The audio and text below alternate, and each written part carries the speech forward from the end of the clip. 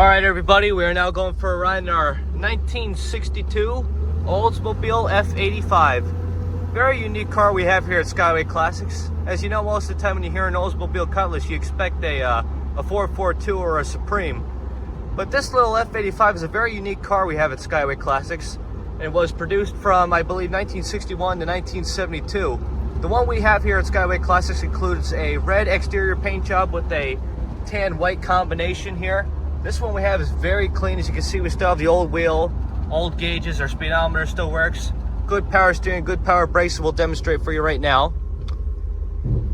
One little change that they have done to this vehicle is it does have power windows, does have a power top. They also painted the convertible railings the same color as the car, which is very nice touch to show that they really cared for this vehicle. They also have an aftermarket two-knob stereo system to keep it classic. Small block Oldsmobile motor underneath the hood. As you'll see in the walk around video, it does have the old-fashioned air filter on it, which to show you that really wasn't much changed on this car. Has baby moon chrome wheels and a very nice smooth stance. Anyway, we're gonna get her turned around now and get her on the lift. Please stay tuned to see the underneath.